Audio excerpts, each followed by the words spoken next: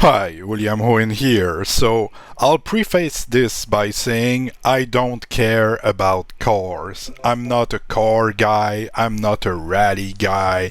I have a mild interest in Formula One races.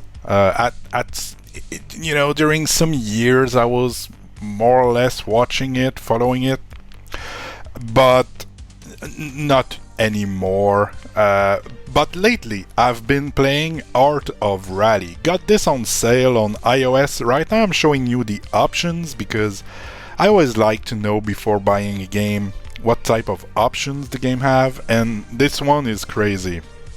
There's a lot you can work on, a lot of different volume sliders, a lot of different control schemes, a lot of difficulty options, driving assist options, etc., etc.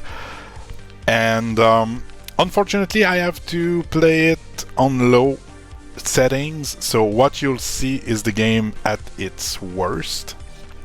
I'm playing on an iPhone 11, so it is what it is. Still, I think the game looks fantastic, even on low setting. But at some point, in this video, I've put some recording from somebody else on YouTube who plays on high setting and who is pretty good, and you'll see how beautiful the game is. Now, there is a bunch of modes in this game. The main mode is it's kind of the history of rally. You start in the 60s and you end up in the 90s, and you go through at the beginning of each. I don't even know what a group is. What is group 2, group 3, AS? I don't even know. But you go through them and you even have a little explanation of what rally was during those years, what happened, the big highlights. And it's super interesting to read still, even though, like I said, I'm not into cars or rally, anything like that. But so this career mode is about 60 races. There's a lot of races. One rally is from 4 races to 2-3 sets of 4 or 5 races. So at the end of the day, it's like 60 races you'll be able to do. It takes about 12 hours to go through the career mode. It was a lot of fun. Then you have the time attack. Time attack is really cool. The rotary S7 is my favorite car for now. I'm gonna tell you, the game is very difficult. The handlings of the car is something that has a steep learning curve, and you really have to play for a good while to get the hang of it. And what you'll see right now is something I recorded yesterday. I tried to beat my best time. In time attack, you can choose to have some ghost cars, and you can choose your personal best or the world best. And so I like to go with personal best because the world best is not something I can achieve.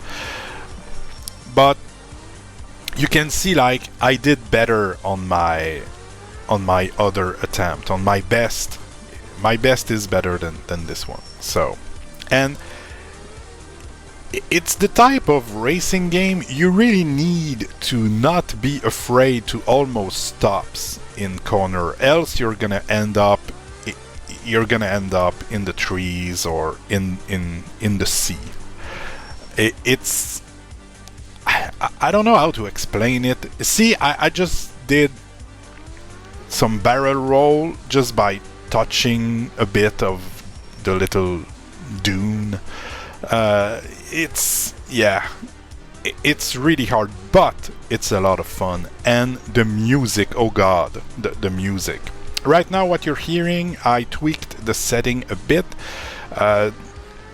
In the normal setting, see, I just steered up too much to the left, and boom, I'm done for. You lose 5 seconds, and that's it. Race is over if you wanted to get the best score. What was I saying? This is a convoluted talk. This is not scripted. I tried lately. I've been scripting a bit more of the stuff I'm making, but I'm on vacation. Didn't felt like scripting this one. Just wanted to talk about it because I like it so much. I've been playing like 20 hours in the span of a week. Truth be said, I am on vacation, so I have quite a bit more time. But still, it's a lot. Oh, and yeah, I got my 500 kilometer with the same car. This is definitely my favorite car. Every car is handling quite a bit differently. Now you can see like the leaderboards of this particular track. I'm 13 seconds behind the best, so it doesn't seem like all that much, but that's actually a lot. And you can see the rotary S7 is a favorite car for many people. I like it a lot. I think this is one of that is the easiest to drive for me, and there's a bunch of other you can do. Custom Rally, didn't mess with it at all, didn't even try it. I'm just showing you. It seems there is some options. I don't know. Now there is daily and weekly events. So what's fun with the daily event is that you don't choose anything. You don't choose the car, you don't choose the location, and you have one chance. The race is gonna start, I'm gonna do the race, and I'm gonna get what I'm gonna get. There's no second guesses. You're just thrown in the race, and you do your best. That's it. You don't have any options. So this car, I remember yesterday playing this. It's awful. Will I let the whole race there? I don't know, because this is very concerning to think I have actually a driver's license. I just drove. Last week I drove like 700 kilometers. It was a big ride. We went to New Brunswick on vacation. We went to the beach, made sandcastle, and I've been reading. It's something I don't do that much these days, reading. I've been reading the new Stephen King book, which is, well, it's not that new anymore, Fairy Tale, it's called. The first 100 pages are whatever, but then it picks up quite a bit, and I do enjoy it. But anyway, back to Art of Rally. So the daily challenge. I think this is very cool. I've been doing a lot of daily challenges. It makes you try some new cars, and oh, and the snow. We are on the snow. This is incredibly slippery. I'm telling you, man, the game is harder than it looks. And oftentimes you feel like you're almost stopped in the corners, but if you look at the speed at the bottom, I still turn at 40 kilometers, which is not that slow to take a big corner. So we need to keep that in mind. There is many different type of view with the camera. This is my favorite one. It's quite zoomed out because it gives me some insight about what's to come. With the default camera, you're way closer to the car, and you really don't have a lot of time to react to the curves that the game throws at you. So this is my preferred way. I'm showing you later in the video. I'm gonna show you different camera view you can get. The game is jam-packed of content, and it's crazy to think that it's been made mostly by one dude called Dune Keizu. Dune Keizu. He's Canadian from what I've understood, and he made the game in a van.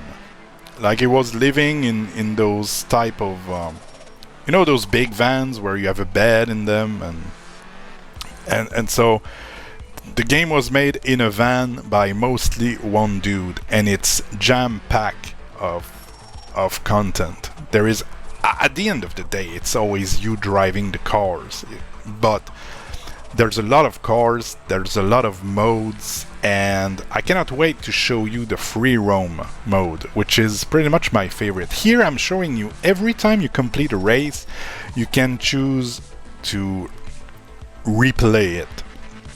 And it's pretty cool because you have all those options like fast forward and pause and rewind and all of that, but you can also choose to have a different view of the replay. And this is pretty cool. This is great to make content. If you, let's say you did a fantastic race, well, you can just get it and post it on YouTube. For somebody like me who doesn't do that much effort with producing videos, because quite frankly I don't have the tools to do it, it's a great feature. Okay, so here is a race done by Proporo. He or she, who knows, they're very, very good at the game. Their channel is all about getting world record for, you know, the time attack that I've shown you earlier. So, as you can see, the game looks stunning. I love how this looks. And you can see that even a seasoned player, one of the best actually, well, at least on YouTube and the leaderboards, if you look at them, there's a lot of Proporo in them, so he's definitely a very good player. And you can see that the curves are taken quite slowly. It's not a racing game like one racing game I loved in the past few years is Horizon Chase 2, but Horizon Chase 2 is pretty much Top Gear in its realization. It's very, very arcadey. You basically just use turbo once in a while and you let go of the gas button in the curves, and this is pretty much it. In this game you really have to work with the brakes and shift the gears if you're playing. I don't know how to drive manual. Here's my coming out. I only drive automatic cars. Like in real life, I have no idea how to drive a manual car. I never learned it. And I'm living in the city, and most people I know who drives manual car prefers automatic in the city, because you're always stopped somewhere anyway. It's not like you're going super fast or anything. See how slowly they take the curves. This is telling quite a bit about how the game is meant to be played.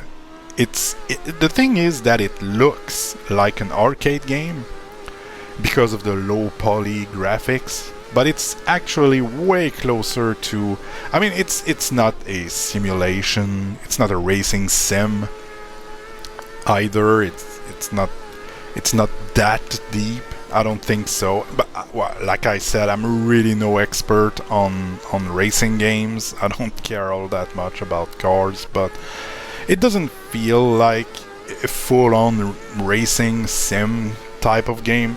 But it's not an arcade racer either. It's a weird in between that really speaks to me, because I don't like racing sims, and yeah, I do quite like this one, and man, it looks gorgeous. I've put it on my wish list for PS5. I want this game on the big screen with proper graphics. Playing on my phone, you know, it's fine, but I just don't want to pay full price. This game on iOS is $9.99. I got it for $3.99, which is quite the bargain, to be honest. Okay, now I'm gonna show you where I've put most of my time into, which is free roam. In free roam, you have to find the fun selector van, which is the van where the game was developed in. You have to find 5 cassettes to unlock more music tracks. You have to find 5 waypoint, like not waypoint, like point of view, point of interest. Take a picture, and you have to find the letters rally, R-A-L-L-Y. And once you find once you found the rally letters, it's gonna unlock a new free roam stage. But I'm having a lot of fun trying to find all those things. It's really not that difficult. You just have to roam the level, and you'll find nothing is like crazy hidden. Some needs some how can I say, it's not like a platforming puzzle, but some letters are a little too high up from the ground for you to take them, and so you have to find from where you need to jump to get them. I think I'm gonna show it in this video somewhere. And so yeah, I love the free roam mode. I've been doing quite a bit of that, finding the things. See, there's a letter A, and so the only thing you have to do really is to look at the map and try to go into every places, and that's pretty much it. It's really not that difficult.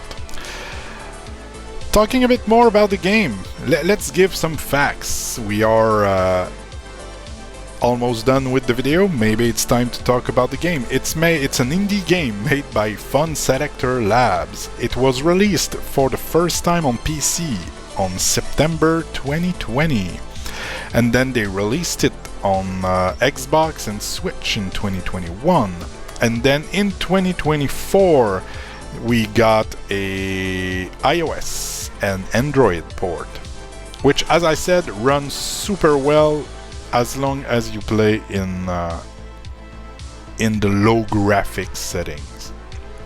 Else it's you get a lot of frame skips and the game lags. It's really not great. What else can be said? A lot of people like it, but it's not that known. People that... Here's a fun fact, and it's always like this. I've been getting some achievement for this game, and it's crazy to think that, like, just finishing the career mode, which took me about 10 to 12 hours. I think it's under 2% of the player base that got it. It's under 1% for like finding all the things in free roam mode. It's what I feel is that people are buying the game thinking it's gonna be yeah, this is sad to see. Yeah.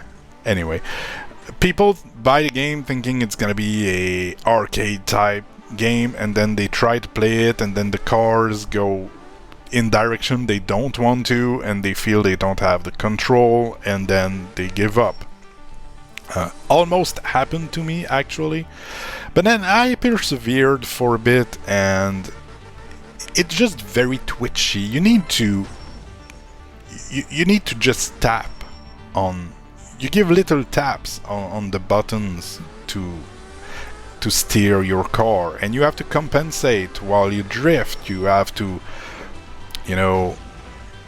think about how the car is gonna get out of the drift to realign it, like pre-realigned it on the track. It's super hard to explain because I don't have the vocabulary of racing games, but maybe somebody will understand. If you do, you can make, if you're good at this game and understand, rally games, you can make a comment, please, and explain to people how to play those games. Maybe it will help me too, because I'm still pretty bad, to be fair. So what else is there to say about Art of Rally? Yeah, the music. Oh, of course, I'm playing with a controller. You can play with the touch screen. I've tried it out, but it's definitely made for controller. And I'm tempted to say, the way it plays, that it's way better on a controller than on any other controlling device. I'm not sure this game is doing all that great with those wheel type of controller or even a keyboard. I'm not too sure. I feel the game was made to be played on the controller. This is the default way of playing the game. I know I'm showing you the me getting all the things in that level, but I don't think we'll see it all. I think I'm making a cut at some point. The cars, they can take damage. In free roam, it's fine. Nobody cares. But in a real race, if you break your car, if you ram your car into the scenery too many times, at some point there's gonna be some damages made, and those damages will definitely makes driving very, very hard. At some point, I could not control, the direction.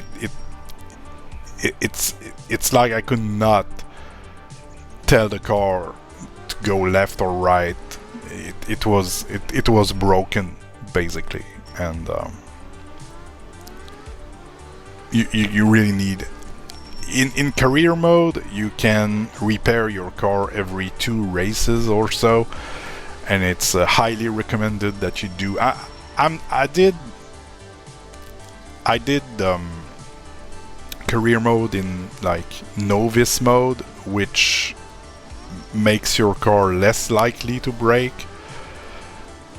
And it's super dumb to think that most people, like 99% of the people, don't play the whole career mode, because you don't even have to win to go to the next race. You just have to do the races, and this is pretty much it. There's, you cannot lose at this game. You can get a bad, yeah, good job. I remember this one being a pain to get, to be honest.